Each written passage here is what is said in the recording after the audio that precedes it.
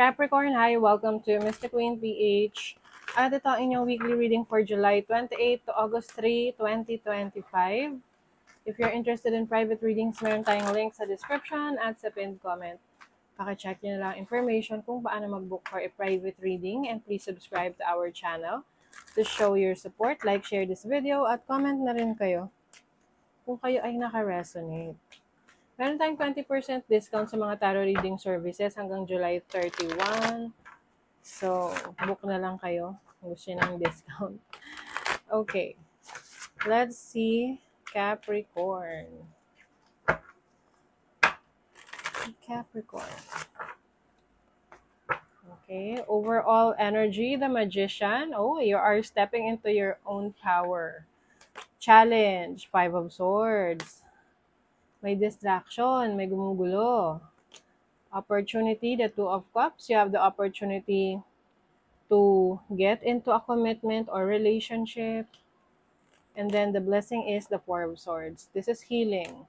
Bottom of the deck is the Elder of Pentacles. Okay, you are beginning to maging inaayos nyo ngayon yung finances nyo, Capricorn. You are taking full responsibility of your finances. Kasi pwedeng you've been through a lot lately financially, no? Na parang one after another. Kumbaga, meron ka lang recently pinagkagastusan. After a few days or weeks, meron na naman, 'di ba? So, it's giving you a lot of stress. Kaya ngayon, gusto mong maging financially stable to the point na kahit na anong financial needs ay kaya mong malusutan or kaya mong gawa ng paraan. Also have the Champion of Cups. I see that there's an offer, an opportunity for you para mas kumita pa. Pwedeng different sources of income, okay? Or sa workplace, pwedeng may mapopromote or may salary increase, may leadership role for you, okay? Because the 3 of Wands is about growth, expansion. So, maaring yung iba nagkakaroon kayo ng multiple streams of income, dumadami ang inyong mga pinagkakakitaan. Or yung mga oportunidad. Kasi, yung opportunity kasi nandiyan lang naman yan eh. Ang tanong is, are you going to take action towards that opportunity? Kasi hindi naman lahat nagtitake ng action sa opportunity. So ngayon, marami kang options. Okay? You have the Elder of Swords. Yung iba sa inyo, ino-overthink ang mga bagay-bagay. Oo. Kasi gusto nyo, kumbaga sigurista. Sigurista yung energy nyo na ayaw nyo na mag-e-effort ka nang pupunta lang sa wala. Oo. Kaya pinag-iisipan ng maigi, saan mo ibibigay yung effort mo, saan mo ibibigay yung energy mo. You also have the 10 of Cups. Maaring meron kang major decision din na gagawin, no? 2 of Swords, 10 of Cups related sa family. Related sa needs ng family mo. Or some of you, merong big purchase. Merong malaking halaga na bibilhin ang family ninyo. Maaring bibili kayo ng property, sasakyan. It's either para sa anak nyo or sa family ninyo. And pinag-iisipan nyo talaga ng maigi. Okay, the Magician is your energy. You are stepping into your own power. May mga skills ka na you're about to get to know or parang ma-uncover, marireveal sa'yo. Yung iba sa inyo, meron kayong talino, galing, abilidad sa communications, sa writing, creative writing, content creation.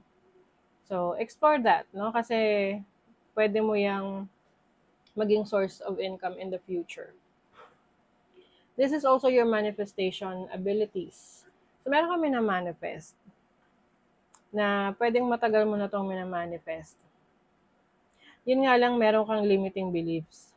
Yung tipong minamanifest mo siya, pero nagda-doubt ka pa rin kung makukuha mo yun.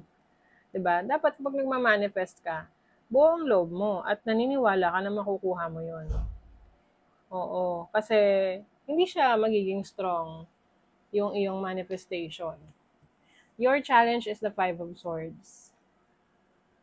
May mga kontra sa iba mong ginagawa.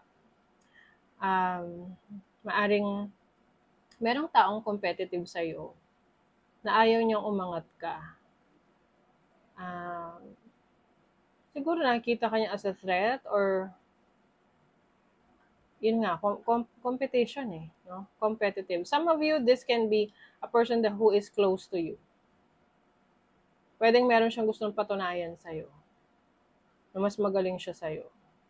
Two of Cups, this is a new relationship.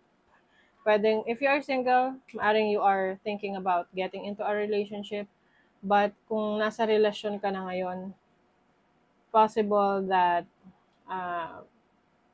meron kayong project together. Pwede itong business partnership with a romantic partner. Kaya lang kasi pag may partnership, business partnership sa isang romantic partner,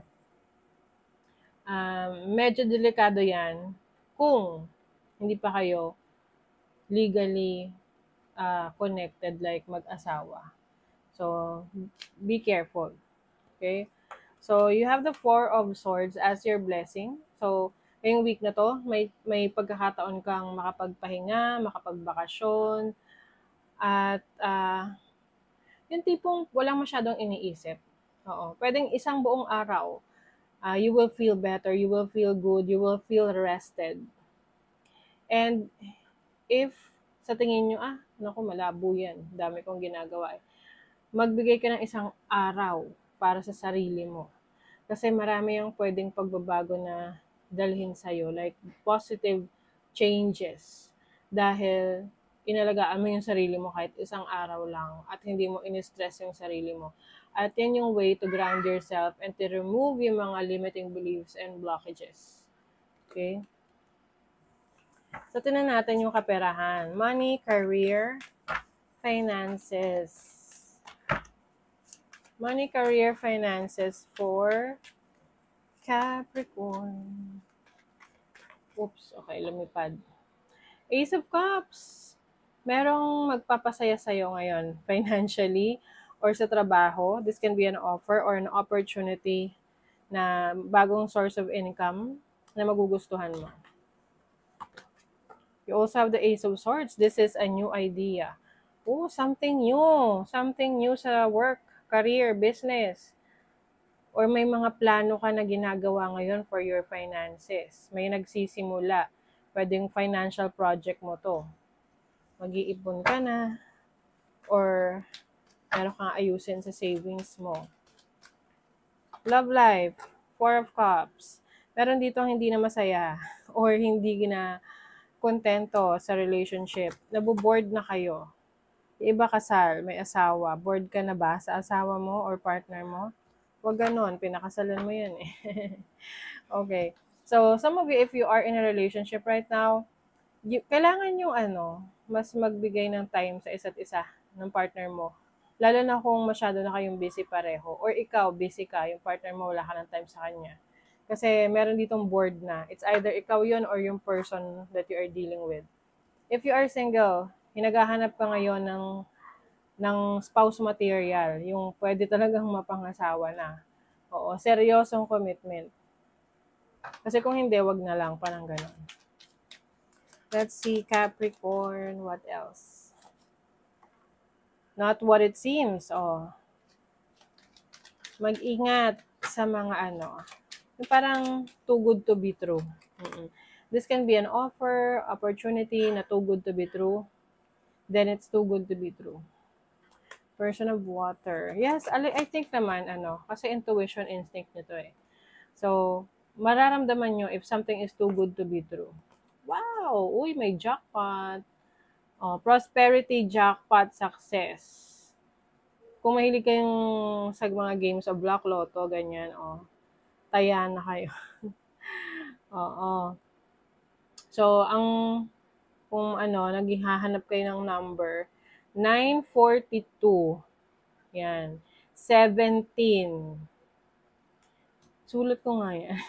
9, 42, 17, 1, 45. Ayan.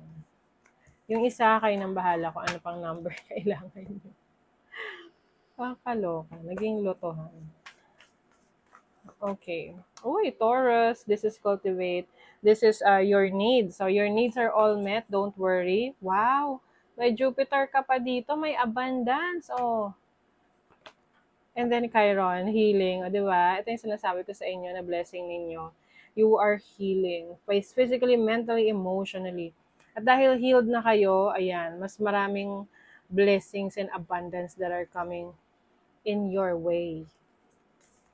Final message. Atlantis. Healing wisdom is surfacing. Stop and listen. See? You are healing. Focus on healing, Capricorn. Marami itong magagandang maidudulot sa inyo. Okay? So, that is your reading, Capricorn. Thank you so much. See you again.